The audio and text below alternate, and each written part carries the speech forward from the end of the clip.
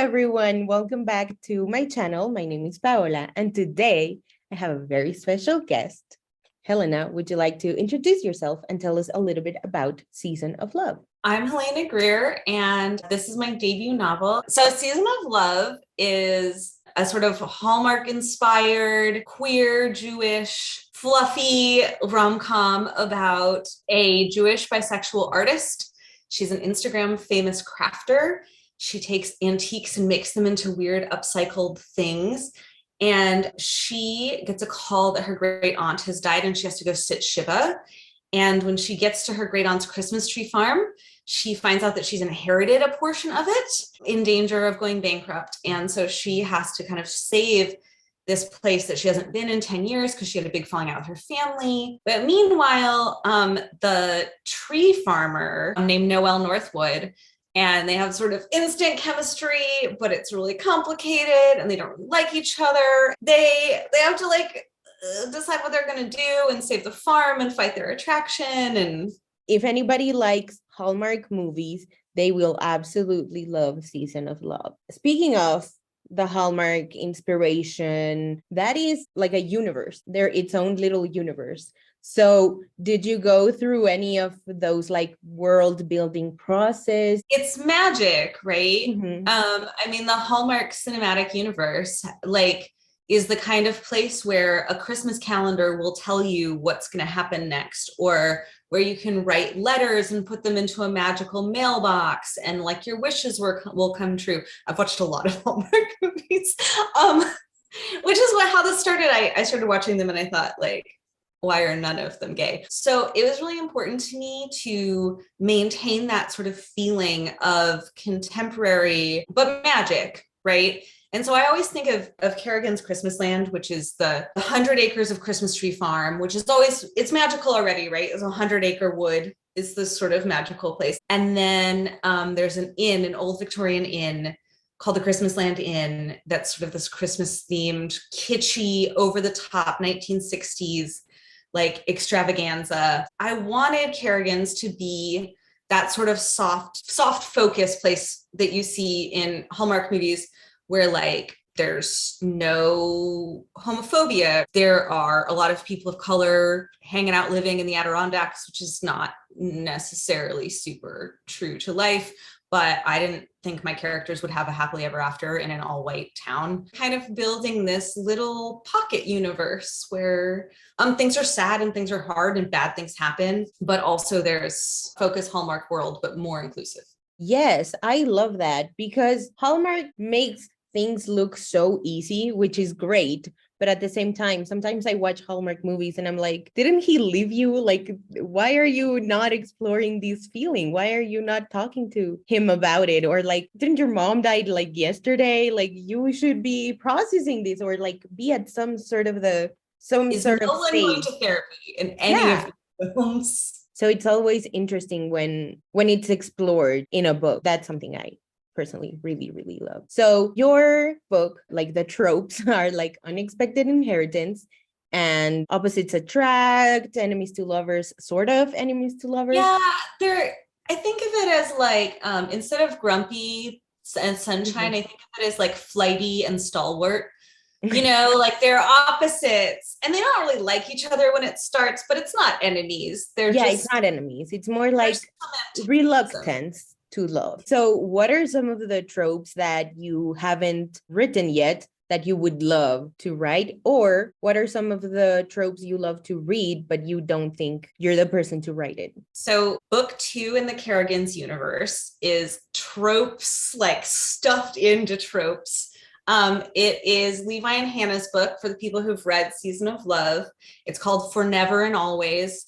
And it is childhood best friends, 2 lovers, to catastrophic breakup, enemies, to reluctant colleagues, to lovers. It does the whole thing of we've known each other all our lives and now we can't let each other go and we keep trying to break up, but we can't.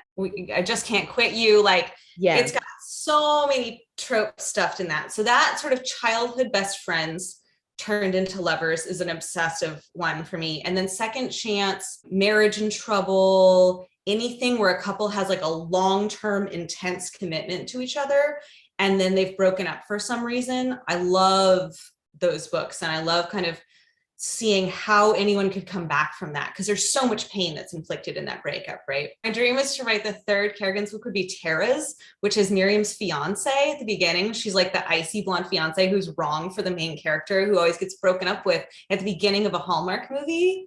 Right? I want to write her book, and I want it to be fake dating. And so fake dating and second chance are really my favorite tropes. So Miriam and Noah don't really like each other, but they're sort of antagonistic.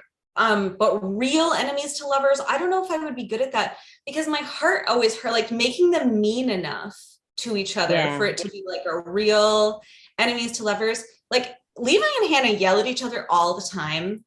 They're really mad at each other, but I literally have a scene, I don't know if it'll get cut in rewrites, but I have a scene where they're like, can we stop yelling at each other? Because I feel like it's unhealthy. Yes. I will say the other one that I love to read that I don't know if I could pull off is like One Night. Like I love 24-hour romances, but that is so hard to make believable. Every time I read one, I'm like, oh my God, a genius. Yeah. Yes, if you can pull that off, you are like a craft master. Yes. So if you were suddenly trapped in the Kerrigan universe, what would you like your love story to be? There are a lot of people who come back to Kerrigan's for Christmas every single year, right? Like their families come back. They've been coming back for generations because it's been open since the 60s. And I think I would love one of those love stories where people just meet for like a week every year, over and over for years until the time is right. Yes, yes. Oh my gosh, I love that trope too so much. This next one is a bookish Never Have I Ever, which is one of my favorite things. Never have I ever stolen a book. Just taking it from the library and never taking it back, because I have done that.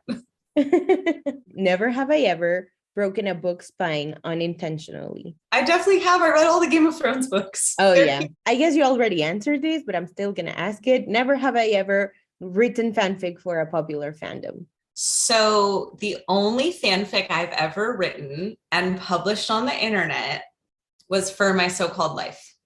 Oh my God. Never have I ever dog-eared pages of my books. No, I don't do that. Never have I ever complained about a book to movie or TV adaptation because of how bad it was. No, I've definitely done that. And finally, never have I ever canceled plans to read. I'm a librarian. I have definitely canceled plans to read, yeah. Sometimes I like pulling the Karen Smith and going like, I can't.